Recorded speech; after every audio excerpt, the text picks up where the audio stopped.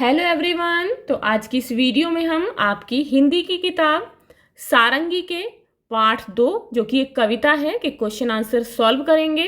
तो शुरू करते हैं। तो आपका जो क्वेश्चन है वो है पहला, इस कविता में दादा और दादी की जगह नाना और नानी कहकर कविता को फिर से गाइए। तो आपकी जो कविता है वो दादा दादी है। तो इस कविता में जहाँ भी दादा दादी शब्द का प्रयोग किया गया है उसकी जगह आपको नाना और नानी कहकर इसे दोबारा से गाना है। तो नाना नानी किसे कहते हैं? नाना नानी यानी कि जो आपकी मम्मी हैं, माता जी हैं, उनके माता पिता को नाना नानी कहते हैं। तो आप जो है इस तरीके से इस कविता को गाएंगे। एक हमारे नाना जी हैं, एक हमारी नानी, दोनों ही पहना करते हैं बिल्कुल भूरी खादी। नानी गाना गाया करती, नाना जी मुस्काते, कभी कभी नाना जी भी कोई गाना गाते। तो आप जो है इस तरीके से दादा दादी शब्दों की जगह पर नाना और नानी शब्द का प्रयोग करके इस कविता को गाएंगे।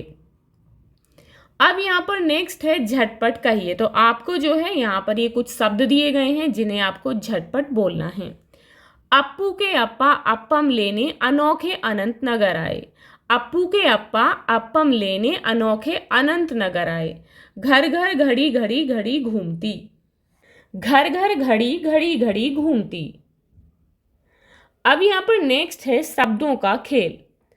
अप्पू अप्पा अप्पम की तरह ए की जगह आपको मैं ने दे की ध्वनि से शब्द बनाकर सुनाने हैं। यानी कि जैसे कि यहाँ पर अप्पा अप्पू अप्पम है तो इसमें ए जो अक्षर है इसकी जगह आपको मैं ने दे अक्षरों का प्रयोग करना है। तो आप जो है इस तरीके से बनाएंगे। मप्पू मप्पा मप्पम, नप्पू नप्पा नप्पम, दप्पू दप्पा दप्पम। अब यहाँ पर आगे प्रश्न है कि निम्नलिखित शब्दों को सुनकर उनमें आई ध्वनियों की संख्या बताइए। तो यहाँ पर जो है शब्द हैं दादा दादी, नानी नाना, मामा मामी, दनादन, अपना, अनार, नमन। तो इनमें जो है कितनी ध्वनियां हैं वो आपको बताना है। तो यहाँ पर पहला शब्द है दादा। तो यहाँ पर पहली ध्वनि है दे, उसके बाद आ, फिर से दे ध्वनि है और फिर आ ध्वनि है। तो इसमें कितनी ध्वनि है? 4। अब यहाँ पर नेक्स्ट है दादी। तो इस शब्द में कितनी ध्वनि है? द, आ, दे, ई। तो कितनी हो गई? 4 ध्वनि। अब यहाँ पर नेक्स्ट है नानी। तो नानी शब्द में कितनी है? ने, आ, ने, ई। तो इसमें भी कितनी ध्वनि है? 4। नेक्स्ट है नाना। ने, आ, ने, आ। तो कितनी ध्वनि हो गई? 4 ध्वनि। अब यहाँ पर नेक्स्ट है मामा। तो मामा शब्द में कितनी ध्वनि है? मैं, उसके बाद आ ध्वनि, फिर है मैं ध्वनि और फिर से आ ध्वनि। तो कितनी हो गई? 4। अब यहाँ पर नेक्स्ट है मामी। तो मामी शब्द में कितनी है? मैं, आ, मैं, ई। तो इसमें भी कितनी है? 4 ध्वनि। अब यहाँ पर नेक्स्ट है दनादन। तो इस शब्द में कितनी ध्वनियां हैं? पहली ध्वनि है द, उसके बाद न, आ, द और उसके बाद ना। तो कितनी ध्वनि हो गई? 5। तो यहाँ लिख देंगे 5। अब उसके बाद है अपना। तो अपना शब्द में कितनी ध्वनि है? आ, प, न, आ। तो कितने हो गए? 4 ध्वनि। अब यहाँ पर नेक्स्ट है अनार। तो इसमें कितनी ध्वनि है? आ, न, आ, रे। तो कितनी हो गई? 4 ध्वनि। नेक्स्ट है नमन। तो नमन शब्द में कितनी है? न, म, न। तो 3 ध्वनि है। तो इस तरीके से जो है आप ध्वनियों की संख्या बताएंगे। अब यहाँ पर नेक्स्ट है बोल मेरी मछली कितना पानी। तो नीचे यह चित्र को देखकर आपको मछलियों की संख्या बतानी है।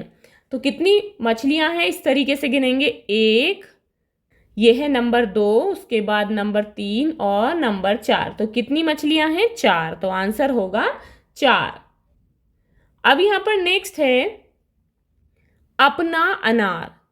इन शब्दों में पहली ध्वनि कौन सी है? तो अपना में आ है, अनार में इसमें भी आ ध्वनि है। तो इसका आंसर क्या होगा कि इनकी पहली ध्वनि आ है। अब यहाँ पर नेक्स्ट है जिन शब्दों की पहली ध्वनि आ है उनके आगे सही का चिन्ह लगाइए। तो यहाँ पर जो है क्या है? अनार, अमरूद, अदरक। तो अनार में आ ध्वनि है तो इस पे आप इस तरीके से सही का निशान लगाएंगे। अमरूद में आ ध्वनि है तो यहाँ भी सही का निशान लगाएंगे। अदरक में भी पहली आ ध्वनि है तो यहाँ भी आप सही का निशान लगाएंगे। अब यहाँ पर नेक्स्ट है माँ, तो इसमें आ ध्वनि नहीं है। उसके बाद दादा, तो दादा में दा है ना कि आ, तो ये भी गलत होगा। उसके बाद है घर, तो घर जो शब्द है इसमें पहली ध्वनि घ है, तो इसलिए जो है इसमें आपको कहाँ पर लगाना है, अनार में, अमरूद में और अदरक में। अब यहाँ पर नेक्स्ट है खोजें जाने। दादा दादी और नाना नानी कविताओं को अपने परिवार के किसी सदस्य को सुनाएं।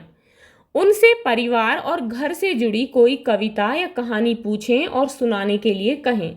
तो सभी बच्चे जो हैं अपने घर पर परिवार या फिर घर से जुड़ी कोई भी कविता या कहानी अपने माता पिता या फिर दादा दादी से पूछेंगे और उन्हें सुनाने के लिए कहेंगे। तो आप इस तरीके से कविता लिखेंगे। मेरा परिवार, जैसे कि ये है मेरा परिवार। दादा दादी करते हैं प्यार, मैं उनकी नन्ही सरकार। मम्मी पापा की आंखों का तारा, मैं हूँ घर का राज दुलारा।